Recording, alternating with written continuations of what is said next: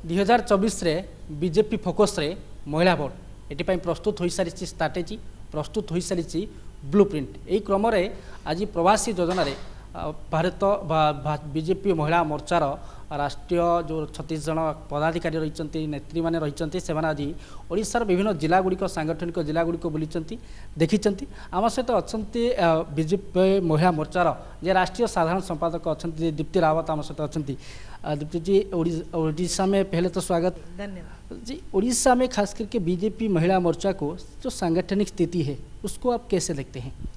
देखिए, महिला मोर्चा मैं कहूँगी कि आधी आबादी वाला मोर्चा है, तो मतलब मोर्चों में अगर सबसे ज़्यादा काम किसी को है तो वो महिला मोर्चा को करना पड़ता है, हालांकि पूरी पार्टी उसमें लगती है। लेकिन और जो सांगठनात्मक यहाँ पर प्रवास रहा, पूरे देश भर की महिलाएं यहाँ पर आईं और हर ज़िले में गईं। हमारे संगठन के हिसाब से अगर आप देखेंगे तो उड़ीसा में हमारे 36 ज़िले हैं, उनमें से लगभग हमने 33 हमारे जो ज़िले थे उनमें हमने प्रवास किया और वहाँ पर विभिन्न कार्यक्रम किए अलग अलग, मतलब चाहे वो SHG ग्रुप से मिलना हो, आंगनवाड़ी कार्यकर्ताओं से मिलने का था, लेकिन यहाँ तो बहुत बड़ा आंदोलन है तो उनसे आंदोलन जो करता हैं, जो आंदोलनरत हैं, उनसे जाकर उनसे मिलना हुआ।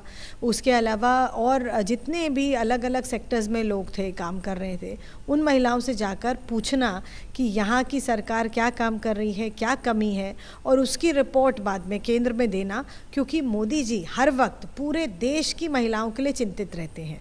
तो वो चिंतित रहते हैं तो वो पूरा उनका जो साथ देने का काम है वो पार्टी करती है और वो महिला मोर्चा करती है अगर महिला पे काम हो।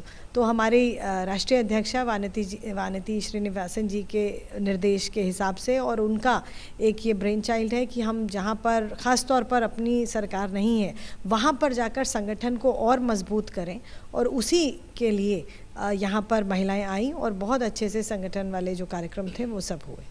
मैडम, आप ग्राउंड जीरो में गए थे तो उड़ीसा में महिला के लिए मोदी सरकार की जो योजना है वो कार्यकर्ता कैसे कर रहे हैं? उड़ीसा गवर्नमेंट सही तरह से कार्यकारी कर रहे हैं वो योजनाएं? देखिए, यही चीज़ हमें जाननी थी यहाँ पर आके कि जो मोदी जी इतना पैसा, इतनी स्कीम्स लागू कर रहे हैं और सभी के लिए लागू कर रहे हैं, चाहे वो आयुष्मान भारत हो, चाहे प्रधानमंत्री आवास योजना हो, हर घर नल, हर घर जल हो, बेटी बचाओ बेटी पढ़ाओ के ज़रिए हो, सुकन्या समृद्धि योजना, क्या इन सब योजनाओं का लाभ यहाँ पर मिल रहा है कि नहीं मिल रहा है? नीचे तक महिलाओं के पास, बच्चों के पास वो लाभ पहुँच रहा है कि नहीं पहुँच रहा है? तो उस चीज़ को जानकर हमें बहुत एक दुख हुआ कि जैसे यहाँ पर, क्योंकि हम कहेंगे कि उड़ीसा में सिंगल इंजन की सरकार है, तो जैसे सिंगल इंजन का जो प्लेन है वो धीरे धीरे चलता है, ऐसे ही यहाँ का जो विकास है वो धीरे धीरे ही हो रहा है और बहुत उसकी गति बड़ी स्लो है। तो हमारा उद्देश्य यही था यहाँ आने का कि अगर यहाँ डबल इंजन की सरकार होगी, जैसे हमारी दूसरे प्रदेशों में जहाँ भारतीय जनता पार्टी की सरकार है प्रदेशों में, वहाँ पर जिस गति से काम होता है उस गति से काम नहीं हो रहा है। कई बार यहाँ पर सौतेला व्यवहार पंचायत के लोगों के साथ किया जाता है, क्योंकि अगर वो पंचायत का व्यक्ति या वो महिला या वो पुरुष अगर वो भाजपा समर्थित है तो उसके कहने पर शौचालय नहीं दिए जाएंगे, उसके कहने पर जो पेंशन है वो नहीं लगाई जाएंगी, या उनमें बहुत लिंगर ऑन करेंगे, उनको बहुत डिले किया जाएगा। तो इस तरीके की चीज़ें देखने को मिली। और उसके बाद जो स्वच्छता अभियान जिस प्रकार से पूरे देश भर में चला और 75 साल बाद मतलब किसी को याद आया कि हाँ, यहाँ पर महिलाओं को ये एक बेसिक फैसिलिटी है जिसकी ज़रूरत है, और आज इसको केवल शौचालय नहीं, इसको बहुत सारे प्रदेशों में इसका नाम इज्जत घर दिया गया, क्योंकि कहीं ना कहीं महिला की अस्मिता, उसके सम्मान को ये रखता है।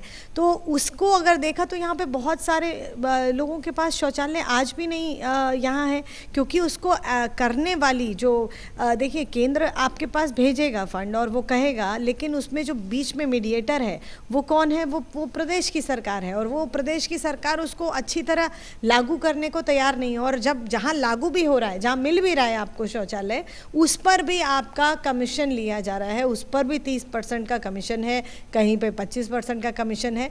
तो उस पर भी आप एक छोटे गरीब व्यक्ति से, यहाँ बीजेडी के जो लोग हैं उनके छोटा से छोटा कार्यकर्ता अपनी जेब भर रहा है। मुझे लगता है ये करप्शन जिस तरीके से यहाँ पे चरम सीमा पे पहुँच गया है, एक होता है कि ऊपर का करप्शन, यहाँ पर बहुत छोटे स्तर पे, एक छोटे लेवल पे भी यहाँ पर करप्शन देखने को मिला। तो मुझे लगता है कि इससे निजात दिलाने का काम भारतीय जनता पार्टी इस प्रदेश को करेगी। मतलब उड़ीसा में करप्शन ही एक मुद्दा है और क्या क्या मुद्दा है बीजेपी के पास? देखिए, मुद्दे तो बहुत हैं, लेकिन हम क्योंकि महिला मोर्चा में काम करते हैं तो हमारे लिए महत्वपूर्ण था महिलाओं को देखना। और सबसे इम्पोर्टेंट उसमें ये था कि महिला के अगेंस्ट जो क्राइम होता है उसमें अगर हम देखें तो आज उड़ीसा में अगर आप उसको एक जो हम डिजिटल क्राइम और आप वैसा क्राइम देखेंगे तो उसमें आप देखेंगे कि नंबर 1 उड़ीसा उसमें आया है। एनसीआरबी के अगर आप फिगर्स में देखेंगे तो अगर ओवरऑल क्राइम अगेंस्ट वुमेन आप देखेंगे तो उसमें 5वें नंबर पे आज उड़ीसा है। तो जिस प्रकार से यहाँ पर बहुत सारे फंड इसके लिए हमें मिलते भी हैं केंद्र से, जो हमारी सरकार है कि मोदी सरकार, वो आपको यहाँ पर निर्भया फंड देती है। उस निर्भया फंड का कितना इस्तेमाल उड़ीसा सरकार के द्वारा किया गया वो हमने देखा, तो वो लगभग 60% के आसपास उसका इस्तेमाल हुआ है।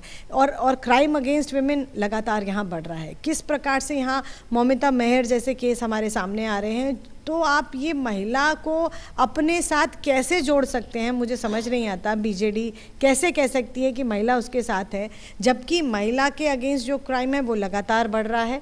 जबकि ऐसे केसेस जिसमें इनके मंत्री और विधायक खुद इन्वॉल्व हैं, ऐसे जो बड़े बड़े केसेस हैं वो हमारे सामने आ रहे हैं। और ये तो बहुत ही शर्मनाक है। मुझे लगता है कि कुछ ही दिन में महिला को केवल वोट बैंक की तरह इस्तेमाल करने वाली बीजेडी करती है, ये महिलाओं के भी समझ में आने वाला है। आपके पास मुद्दा ही एक स्ट्रैटेजी है या और कौन सी स्ट्रैटेजी है जिससे बीजेपी का वुमेन वोट बैंक बढ़े?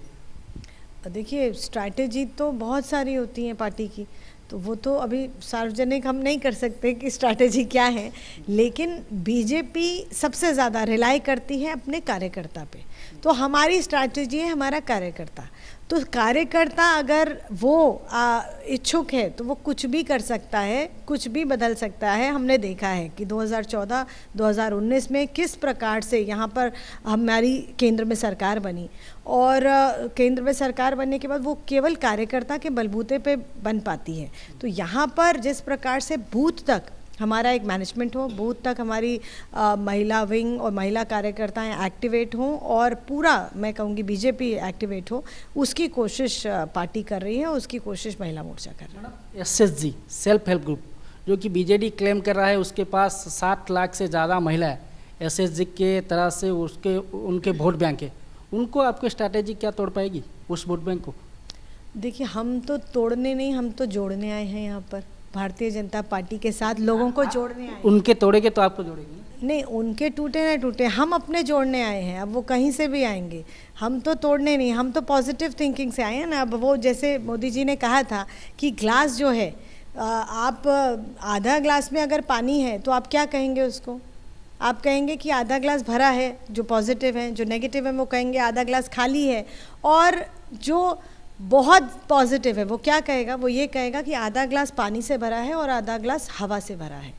तो बीजेपी तो पॉजिटिव थिंकिंग वाली पार्टी है। हमारे प्रधानमंत्री हमारा नेतृत्व कर रहे हैं, वो इतने पॉजिटिव थिंक करने वाले हैं। और SHG ग्रुप्स की जहाँ तक बात है, उनको केवल इस्तेमाल किया जा रहा है, ये उनकी भी धीरे धीरे समझ में आने लगेगा। क्योंकि आप देखिए, जहाँ पर वो SHGs हैं, जिस प्रकार से उनकी ट्रेनिंग होनी चाहिए, जिस प्रकार से उनका स्किल होना चाहिए, कहीं आपने उनकी ट्रेनिंग देखी है? केवल हमने SHG को पैसा दिया, हमने पैसा दिया, उस पैसे का हुआ क्या? उसका क्या आउटकम हुआ ये बताइए? वो तो कुछ नहीं है। वो आपको कहीं कुछ दिखा कि बहुत बड़े बड़े कोऑपरेटिव कहीं चल रहे हैं, कई महिलाओं ने बहुत बड़ी डेयरी खोली, कई महिलाओं ने कोई गृह उद्योग खोला, क्या हमने देखा ये? ऐसा तो कुछ भी हमें देखने को नहीं मिला। तो केवल SHG को पैसा देकर वोट लेना, ये महिलाओं को समझना पड़ेगा कि ये शॉर्ट टर्म है केवल।